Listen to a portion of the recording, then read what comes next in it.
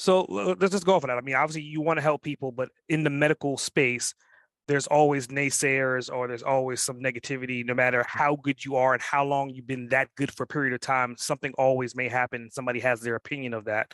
So my next question is like, how, or give me an example of like the worst case analysis or that's something that's happened to you from a particular patient that was negative, but you kind of overcame that hurdle and turned it into positive. Huh.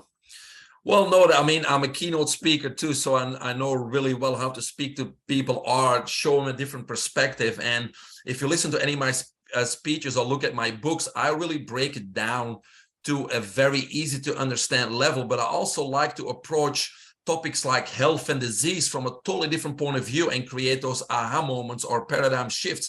Because we've been so ingrained by conventional medicine on how things are. We got disease. We then first thing we got to do is take drugs. If it doesn't work, let's try some injections. If that doesn't work, let's take the knife, right?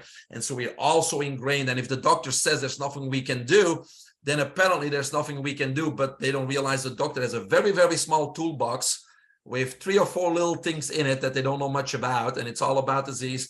And then there's millions of things outside of that toolbox that he doesn't know about. But of course, the doctor will say there's nothing we can do, right?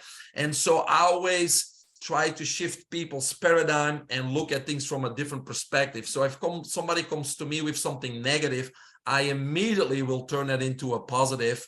And again, you can't teach pigs to sing, they say too. So people that don't want help, I really can't help. I try, but if they don't want help, I can't help them, right? There's in order to create a habit or a new lifestyle, there's 3 components, right? There's knowledge, there's skill, and there's willingness. I can give them the knowledge, I can help them with the skills, but I can't make them want it, right? So, that's important. Once people are willing to make a change or be healthier or, fulfill their dreams or be successful in business or have a better personal life, when they're willing and they're seeking truly for help, I mean, there's no end to what we can do. We become limitless at that point. But if they're forced to come because their wife told them to, it's not going to work.